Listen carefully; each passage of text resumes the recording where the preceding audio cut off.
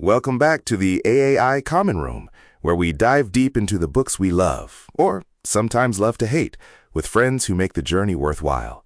Today we're tackling a true titan of English literature, Charles Dickens' Great Expectations. Albert, Isaac, glad you could make it. Always a pleasure, Aristo. Great Expectations. What a ride. I mean, from the moment Pip meets Magwitch, you know you're in for something extraordinary.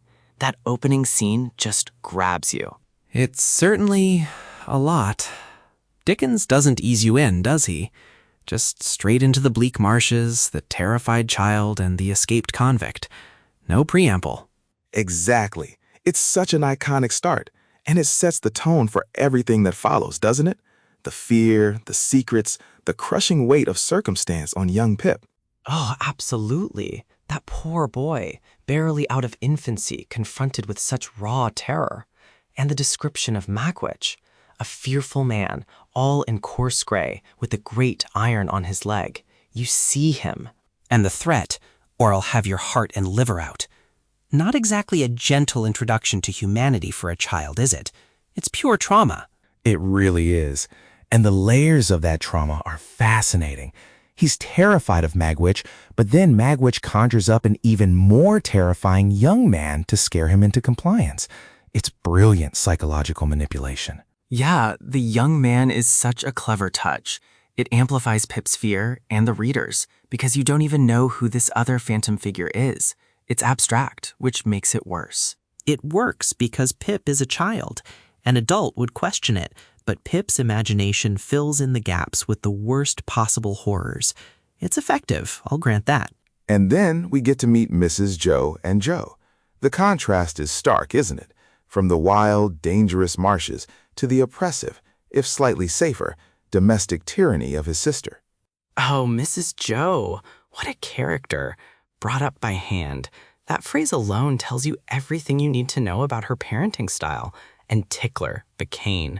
Dickens has a way of naming things that just sticks. She's a domestic tyrant, plain and simple. Joe is the real victim there too, a good-natured giant, completely subjugated by her. It's almost comical if it wasn't so sad for Pip. It is sad, and Pip internalizes so much of her judgment. He feels perpetually guilty, perpetually wrong. That Christmas dinner scene where they're all ganging up on him is excruciating. The Christmas dinner. Oh my goodness, the moral goads they inflict on him. Pumblechook, Wopsle, even Mrs. Hubble. Everyone piling on, making him feel like a burden, a squeaker. It's just so unfair. It's a classic Dickensian skewering of provincial hypocrisy and self-importance. Pumblechook especially is a dreadful character, all bluster and no substance. And the irony that Pip is sitting there, literally hiding evidence of his crime in his trousers, while they're all lecturing him on gratitude and morality. The tension is incredible. And then the brandy scene. When Pumblechook drinks the tar water Pip replaced the brandy with. The sheer panic Pip feels, thinking he's murdered his uncle. It's darkly hilarious, even amidst his terror.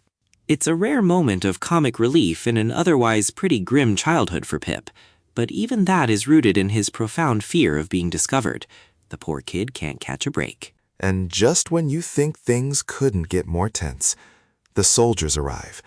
And for a moment, Pip genuinely believes they're there for him. The handcuffs, the sheer terror of it. That's the beauty of it, isn't it? The narrative constantly plays with Pip's perspective, his anxieties. Everything is heightened through his innocent, fearful eyes. The soldiers aren't for him, but they could be. It's a crucial plot device, though, because it brings Magwitch and the other convict, Compeyson, back into the story. It reveals the deeper criminal underworld that Pip is unknowingly stepping into. Yes, the capture of Magwitch and Compeyson on the marshes. That scene where Magwitch confesses to Pip that Compeyson was the young man he spoke of earlier, it's a huge revelation. And the fight, the mud, the struggle, the way Magwitch says, I'll do for him, I'll come back to him, I'll menace him with my last breath. The deep-seated hatred between them is palpable. It sets up the long-term conflict, doesn't it? Even at that early stage, you sense that Compeyson is the more sinister, calculating figure, while Magwitch is more primal, driven by raw emotion. And it also solidifies the bond, or at least the secret, between Pip and Magwitch. Pip's act of kindness, however compelled, ties their fates together in a way neither of them could foresee. That's the great expectation right there, isn't it? The initial act of mercy, or terror, depending on how you look at it, comes back to define Pip's entire life. It's a masterful stroke of plotting. It's a karmic loop, yes. But let's not forget Joe in all of this. Joe, who is literally carrying Pip on his back through the marshes. He's the moral compass, the truly good character from the very beginning. Absolutely. Joe is the unsung hero. His goodness is so consistent, so unwavering. He's the antithesis of all the ambition and snobbery Pip later embraces. And the relationship between Joe and Pip is so tender. The way Joe doesn't scold him, the way he gives him extra gravy at dinner when Mrs. Joe is being cruel, it's a small but powerful gesture of love. It makes Pip's later snobbery towards Joe all the more painful to read. He betrays that unconditional love for superficial status. Which brings us neatly to the next major phase of Pip's life, Miss Havisham and Satis house. The decaying mansion, the stopped clocks, the wedding dress. It's all so incredibly gothic and theatrical. Ah, Satis house. It's like stepping into a nightmare. The darkness, the dust, the cobwebs. And Miss Havisham, like a living corpse, trapped in her own grief. It's unforgettable imagery. It's a deliberate stage set for Estella's cruel education. Miss Havisham wants to wreak revenge on all men, and Estella is her instrument. It's twisted, psychologically abusive. And Pip, a child, walks right into it. He's so utterly smitten with Estella, so desperate for her approval, that he doesn't see the manipulation until much, much later. His immediate infatuation is heartbreaking. He instantly recognizes his own commonness, his coarse hands, his thick boots. He wants to be a gentleman for her. It's the birth of his great expectations. It's the moment his moral compass starts to go awry. His desire to rise above his station, to become uncommon, overshadows his innate goodness. He equates gentility with happiness, which is a common error. And Estella, she's so cold, so cutting. You coarse, laboring boy. Those words sting him deeply, and they become a driving force for his ambition. But there's a vulnerability to Estella too, isn't there? She's a product of Miss Havisham's bitterness. She's been raised to be unfeeling. You almost pity her as much as you resent her. Almost. She's still pretty awful to Pip for a long time. She knowingly torments him. I'd argue her agency isn't entirely removed. What about the other characters introduced around Satis house? Mr. Jaggers, the lawyer, with his forefinger for a pair of pincers, and Wemmick, his clerk, with his post office mouth. Joggers is terrifying. He exudes power and control. He's so precise, so intimidating. And that constant hand-washing, it speaks volumes about the grime and moral ambiguity of his profession.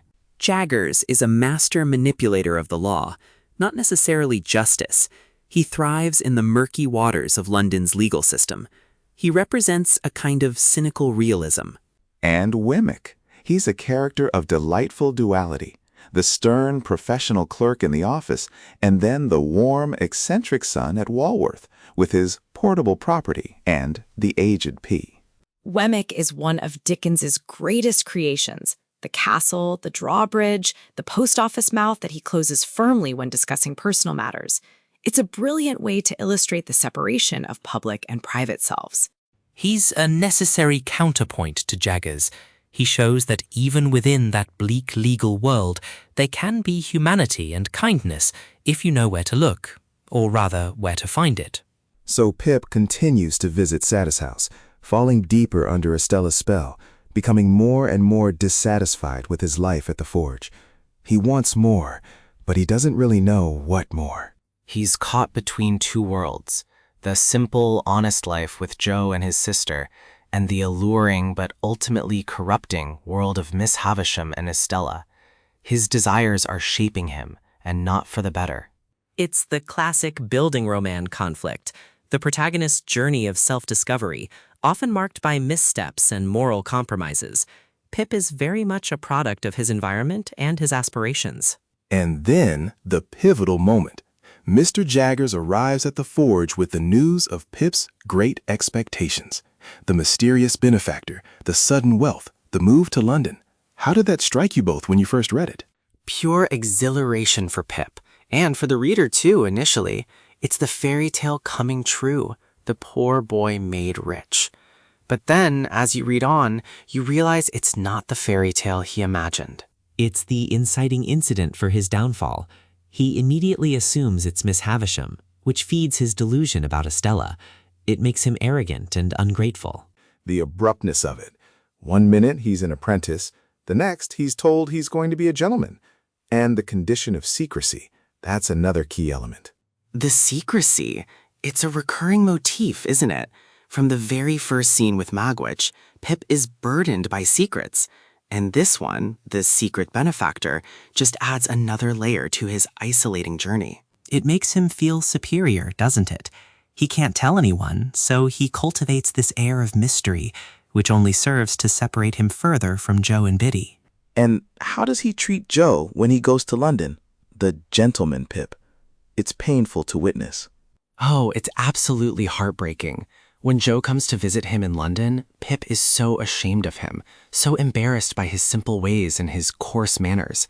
It's a betrayal of their bond. It's the point where Pip loses a lot of reader sympathy. His snobbery is truly repellent.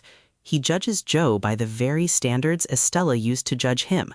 The cycle of cruelty continues. He criticizes Joe's clothes, his speech, his very presence. And Joe, with his unwavering kindness, just accepts it, understanding that Pip is trying to adapt to his new world. And the letter Joe leaves. Pip, dear old chap, life is made of ever so many partings welded together. It's so profound, so full of love and quiet resignation. That line always gets me. It's a testament to Joe's character. He sees Pip's failings but loves him unconditionally. He's the moral anchor of the entire novel. And Biddy. Pip's rejection of Biddy, who represents true goodness and intelligence, in favor of the unattainable Estella, is another misstep. Oh, Biddy. She's such a grounded, sensible, and genuinely kind person. Pip should have seen what was right in front of him, but he's blinded by his great expectations and his fixation on Estella. He sees Biddy as part of his old, common life, something to be discarded. It's another consequence of his corrupted ambition. So Pip moves to London, sets himself up with Herbert Pocket, who is charming but ultimately as broke as Pip started out. And he starts spending lavishly, living beyond his means, all while believing Miss Havisham is his benefactor. Herbert Pocket. I love Herbert. He's such a gentle, optimistic soul, despite his own financial struggles. Their friendship is one of the few genuinely positive relationships Pip forms in London. Herbert provides some comic relief and a sense of camaraderie, which Pip desperately needs. But they're both essentially idle gentlemen, waiting for something to happen, not actively working towards it. They're both products of that class structure, aren't they? The expectation of inheriting wealth rather than earning it. And then, of course, the revelations start to unfold. The revelation of Magwitch as his benefactor. That's such a seismic shift in the narrative. The twist is so perfectly executed. It shatters Pip's entire worldview. It's a brutal irony. The source of his great expectations isn't the refined, aristocratic Miss Havisham, but the convict he helped on the marshes, the very embodiment of the coarseness he's tried so hard to escape. The sheer horror and disgust Pip feels when Magwitch reveals himself. I'm your second father. You're my son. More to me than any son. Pip's reaction is a potent commentary on class prejudice. He's repulsed. He can't reconcile the idea of his elegant, refined life being funded by a convict. It's a devastating blow to his vanity and his carefully constructed identity. It forces him to confront his own snobbery head-on. All his aspirations, all his attempts to become a gentleman are revealed to be rooted in a source he despises. And then the plot thickens even further with the backstory of Magwitch, Compeyson and Miss Havisham. The connections are so intricate and unexpected. The web Dickens weaves. Magwitch and Compeyson were partners in crime. Compeyson was Miss Havisham's manipulative fiancé who left her at the altar. It all ties back together. It's a bit convoluted, but it works. It shows how interconnected these seemingly disparate lives are, and how the past constantly casts a shadow over the present. And the trial of Magwitch and Compeyson. Jaggers was the lawyer for both of them, wasn't he? Yes, Jaggers defended them both, and Compeyson, being the gentleman of the two, managed to get a lighter sentence by presenting himself as the victim of Magwitch's influence, another injustice of the system. It highlights the class bias inherent in the legal system. Appearance and social standing carried more weight than actual culpability. Compeyson, the educated swindler, outwits the rough, uneducated Magwitch. So Pip is now burdened with the secret of Magwitch's return, trying to keep him safe while also grappling with the truth of his fortune. And he starts to see Magwitch in a new light. Yes, his initial revulsion slowly transforms into a complex mix of pity, responsibility, and even affection. He sees Magwitch's genuine care for him, his pride in Pip's success.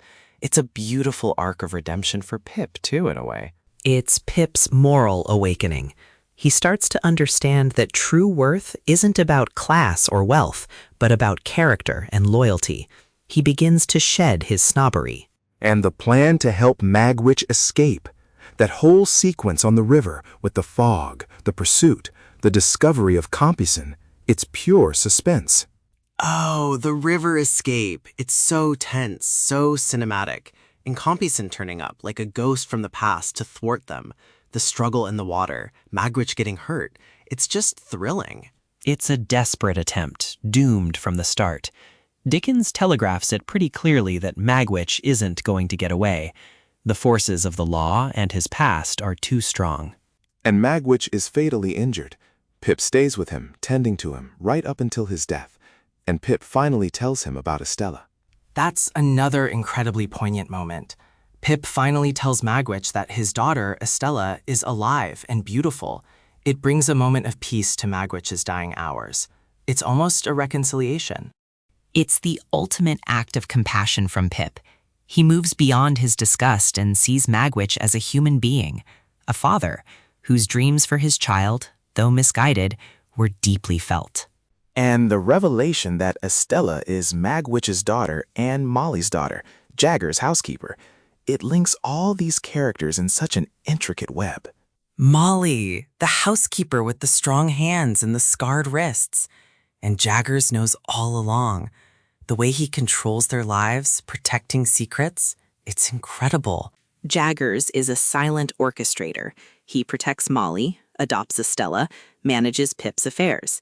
He's morally ambiguous, but also, in his own way, a protector of sorts, albeit a detached one. So Pip loses his fortune, he loses Magwitch, and he finally sees Estella for who she really is, a woman shaped by Miss Havisham's bitterness, incapable of love. What about Miss Havisham's end? Miss Havisham's remorse, her sudden realization of the cruelty she inflicted on Pip and Estella, and then the fire. She's consumed by her own past, literally and figuratively. It's a dramatic, tragic end for her. It's a fitting end. She's trapped in time, a living ghost, and the fire is a final destructive release. It's also an act of purification, perhaps, for Pip, freeing him from her manipulative influence. And Pip himself falls ill. He's nursed back to health by Joe. It's a full circle moment, isn't it? Back to where he started, but with a changed perspective. Back to Joe, the true hero of the story. Joe's unwavering love and forgiveness despite all of Pip's snobbery and neglect. It's such a beautiful demonstration of unconditional love. It's his rock bottom, and Joe is there. It's Pip's ultimate humiliation and his ultimate salvation. He finally appreciates the true value of kindness and loyalty. And then the two endings. Dickens famously changed the original ending, where Pip and Estella don't reunite. The revised ending, where they meet again in the ruined garden of Satis House, hand in hand. Which one do you prefer? Oh, the revised ending, absolutely. I know some critics prefer the bleakness of the original, but I'm a romantic at heart. I want to believe there's hope for them, that they can find some kind of peace together. I saw no shadow of another parting from her. It's just so hopeful. I prefer the original. It's more realistic, more consistent with the themes of the novel. Pip and Estella are fundamentally damaged people. A happy ending feels forced, a concession to Victorian sentimentality. The original ending, where they part, feels more truthful to their characters. I'm torn, actually. The original ending felt more inevitable, given Estella's character, but the revised ending offers a glimmer of redemption, not just for them, but for the cycle of pain. It suggests growth. Exactly. It suggests that people can change, that love or companionship can heal even the deepest wounds. It's not a grand romantic marriage, but a quiet, shared understanding. It's a bit too neat. Their past together is so toxic. To suggest they can just walk off hand in hand and with no fear of another parting seems to gloss over the trauma. Pip has learned his lesson, but that doesn't automatically fix Estella. But is it necessarily a fixed ending? It's ambiguous enough to suggest a future. Not a perfectly happy one, but one where they might support each other in their brokenness. That's a good point. It's not a fairy tale ending. It's more mature. They've both suffered, they've both changed. They're meeting as different people, perhaps capable of a different kind of connection. Maybe, but I still find it a softening of Dickens's original, more potent message about the consequences of ambition and class obsession. Let's delve into some of the broader themes. The idea of gentility versus true gentleness.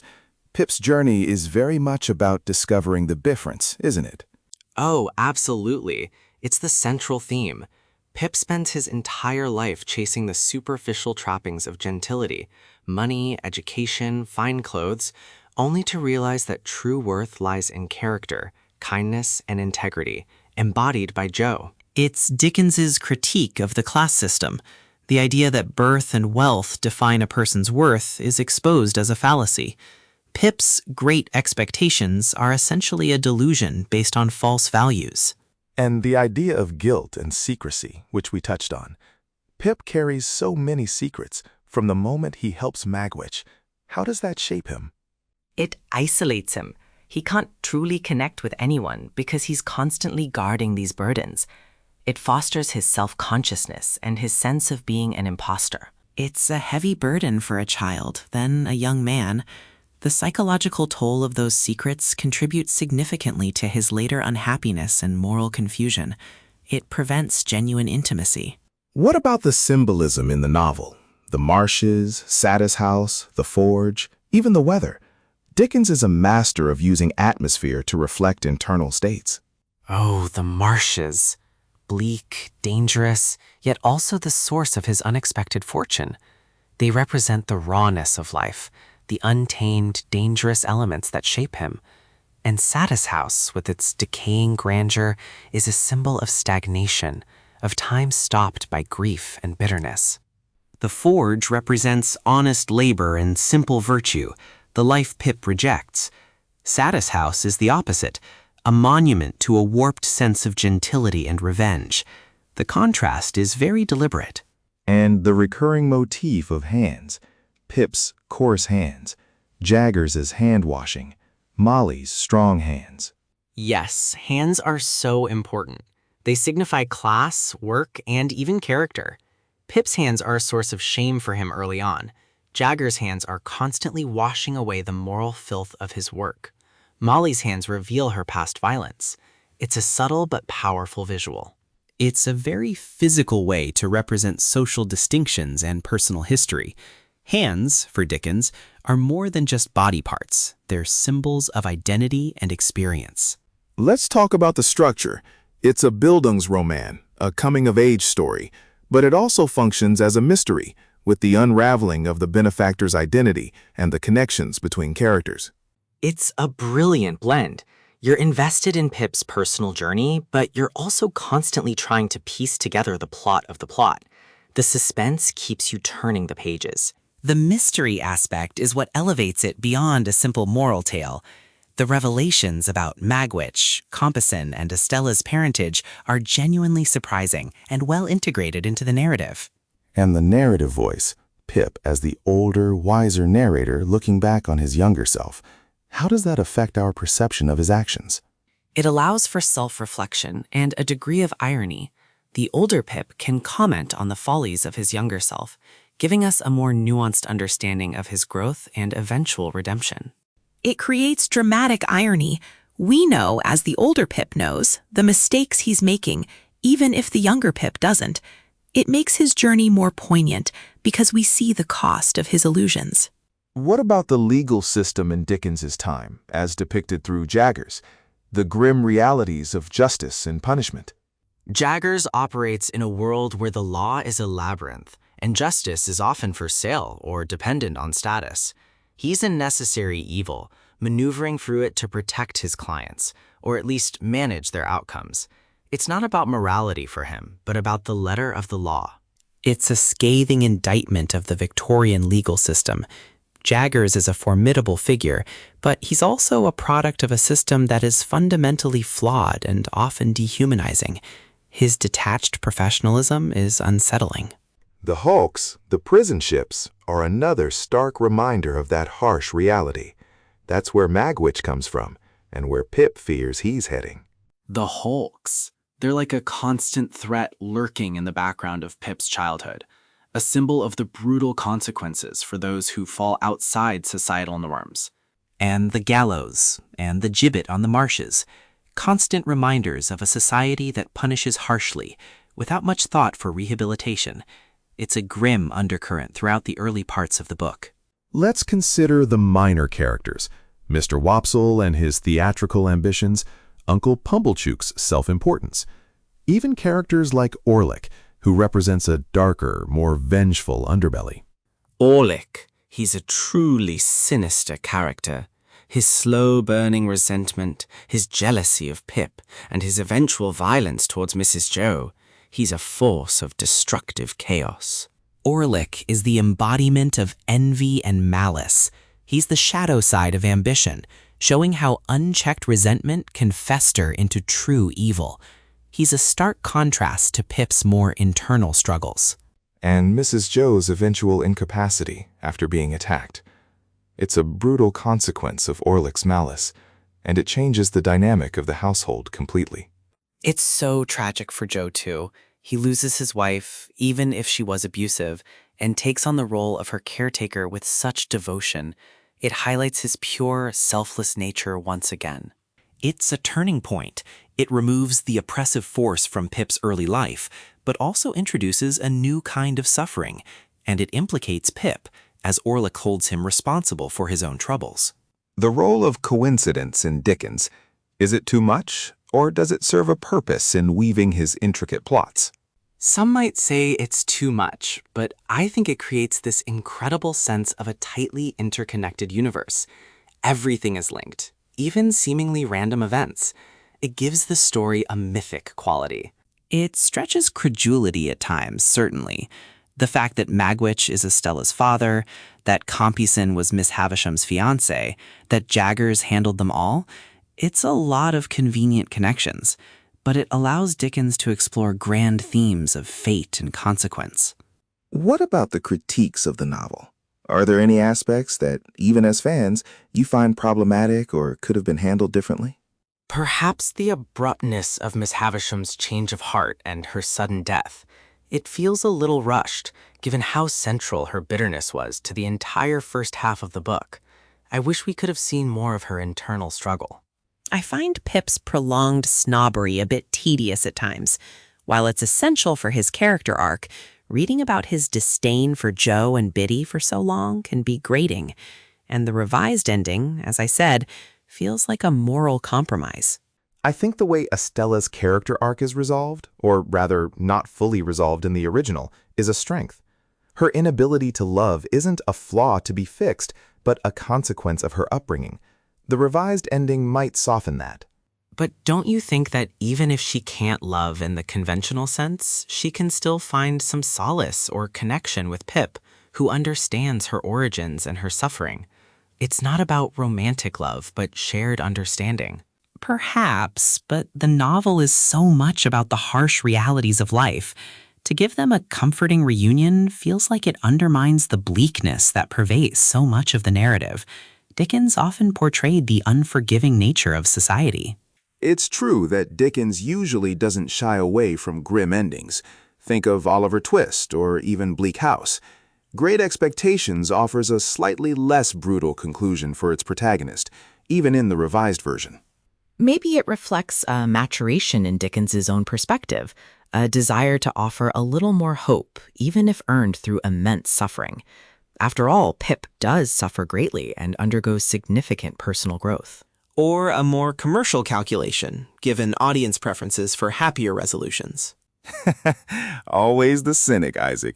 But it's a valid point about the authorial intent versus commercial pressures. Let's pivot slightly. What lessons, if any, do you think a modern reader can take from Great Expectations? So many.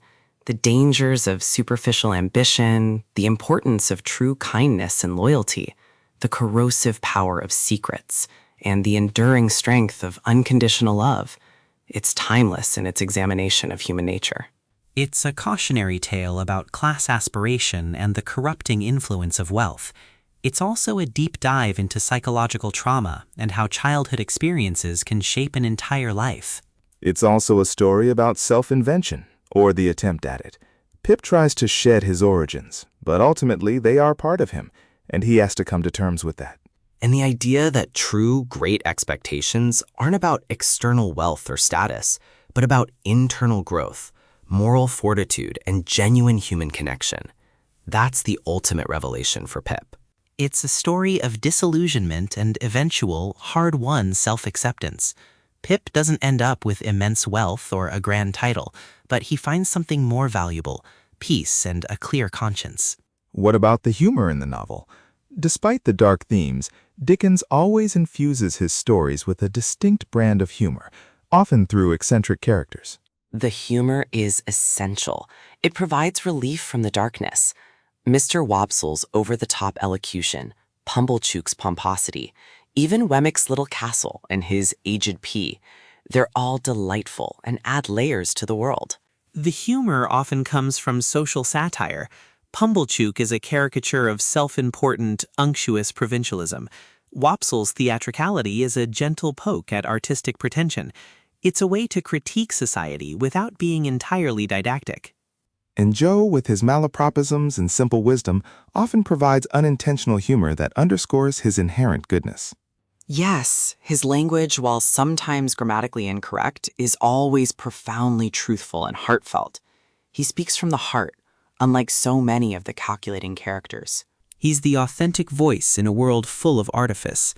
His humor is born of innocence, not wit. It's interesting how Dickens uses language to differentiate his characters.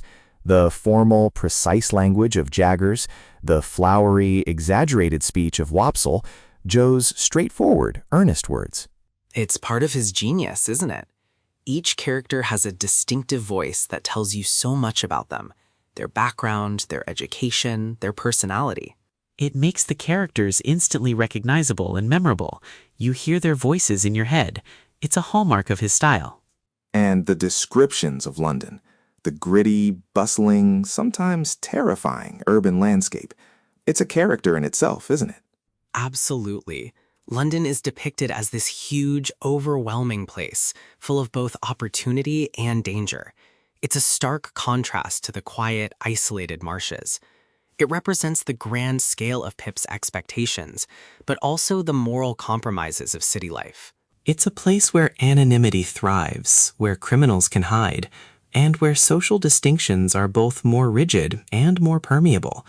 It's the crucible where Pip is tested. The sheer length of the novel, it allows for such extensive character development and intricate plotting. Do you think a more condensed version would have the same impact? No way. The gradual unfolding of events, the slow burn of Pip's disillusionment, the intricate connections between characters, it all needs that space to breathe and develop. A condensed version would lose so much of its richness. Definitely not. The immersive experience is crucial. Dickens builds his world piece by piece, introducing characters and subplots that gradually converge. It's a novel that truly stays with you, isn't it? Long after you finish reading, the characters and their struggles resonate. Oh, absolutely. Pip, Estella, Miss Havisham, Joe, Magwitch, they're all etched into your memory. Their stories are powerful and enduring. It's a classic for a reason. Its themes, its characters, its narrative power, they continue to captivate readers generations later. Thinking about it, the way Dickens uses the grotesque, like Miss Havisham's decay or Magwitch's initial appearance, often serves to highlight deeper emotional truths. It's not just for shock value. That's right. The physical grotesqueness mirrors the psychological or moral decay. Miss Havisham's decaying wedding feast, for example, isn't just visually striking. It's a perfect metaphor for her arrested development and her bitterness. It's a stylistic choice that some find off-putting, but it's integral to his vision. It's a form of realism, in a sense, showing the ugliness beneath the surface of Victorian society, the squalor of London, the poverty. And how does Great Expectations compare to other Dickens novels for you? Is it a standout, or does it fit neatly into his oeuvre? For me, it's one of his absolute best. It has the social commentary of Oliver Twist or Bleak House, but it also has a more intimate, psychological focus on Pip's internal journey, which I find incredibly compelling. It's definitely a standout. It's more tightly plotted than some of his earlier, more sprawling works. The character development is sharper, and the central themes are explored with a remarkable clarity and depth. It feels more mature. I agree. The first-person narration gives it an immediacy that some of his third-person omniscient novels lack, and it allows for a more focused exploration of an individual's moral growth. And the ending, whichever one you prefer, feels more earned. Pip's journey, his suffering, and his ultimate redemption feel deeply personal and impactful. It's a testament to Dickens's skill that he can craft such a complex narrative with so many memorable characters and still maintain such a strong emotional core. Let's consider the concept of identity in the novel. Pip tries to construct a new identity for himself, but ultimately has to reconcile with his past. That's a huge part of it. He sheds Pip the blacksmith's boy to become Pip the gentleman, but it's a false identity. He realizes that his true self, his true identity, is rooted in his origins and the values he initially rejected. It's an exploration of nature versus nurture, too. Can a person truly escape their upbringing? Pip tries and fails, realizing that his past, for better or worse, has shaped him irrevocably. And Estella's identity, too. She's raised to be heartless, but is there a flicker of something more beneath that hardened exterior? I think so. Especially in the revised ending, you see a glimpse of it. Her suffering, her own brokenness, suggests a capacity for feeling that was suppressed. She's not just an automaton. She's a deeply wounded human being. I maintain she's a product of her environment. Her identity is forged in Miss Havisham's bitterness. Any softness is a very late development, and perhaps not entirely convincing. But that conflict within her, between her true nature and her programmed cruelty, is what makes her so compelling, isn't it? It's not a simple villainy. Exactly. She's a tragic figure, trapped by the circumstances of her upbringing. She never asked to be Miss Havisham's instrument of revenge. No, but she participates willingly in her role for a long time. She enjoys tormenting Pep. It's a fine line between victim and perpetrator. It makes you wonder about the choices we make and how much free will we truly have when shaped by powerful external forces. That's a great point. The novel constantly explores the tension between free will and determinism, between individual choice and the forces of society and upbringing. And the fact that Pip, despite being manipulated by Magwitch and Miss Havisham, still makes choices that lead to his own moral failings. He's not just a puppet. Which brings us back to responsibility. Pip has to take responsibility for his actions, for his snobbery, for his neglect of Joe and Biddy, even as he was influenced by others. That's the core of his redemption, isn't it? Accepting his past, owning his mistakes, and returning to the values he once abandoned. It's a tough lesson, but an essential one for Pip's development into a genuinely good person, rather than merely a gentleman. So, as we wrap up, what's one moment or quote from Great Expectations that really sticks with you, that you find yourself returning to? For me, it's Joe's letter. Pip, dear old chap, life is made of ever so many partings welded together. It's so full of simple wisdom and profound love. It encapsulates Joe's character and the bittersweet nature of life. Hold your noise. Keep still, you little devil, or I'll cut your throat. It's brutal, effective, and sets the stage for the raw, unforgiving world Pip inhabits. It never leaves you. For me, it's when Pip finally tells Magwitch about Estella on his deathbed. I told him of her beauty, of her wisdom, of her gentleness, of her noble spirit, and of her just fondness for me. Even though it wasn't all true, that act of kindness, that attempt to bring him peace, is deeply moving. It's Pip's true gentleness emerging. Beautiful choice, Aristo. It's a moment of profound grace. It shows how far Pip has come, from terrified child to compassionate man. Well, it's been a fantastic discussion, as always. For our listeners, we'd love to know which ending of Great Expectations you prefer, the original, bleak one, or the revised, more hopeful one. Let us know in the comments. And if you enjoyed our deep dive, make sure to subscribe and share the show with other book lovers. We love hearing from you all and building this community of literary explorers. Don't forget to check out next week's episode. We'll be dissecting a work that's entirely different in tone but equally thought-provoking. Thanks for joining us in the AI Common Room. Until next time, keep reading, keep thinking, and keep those expectations, well, great. Cheers, everyone. Good night.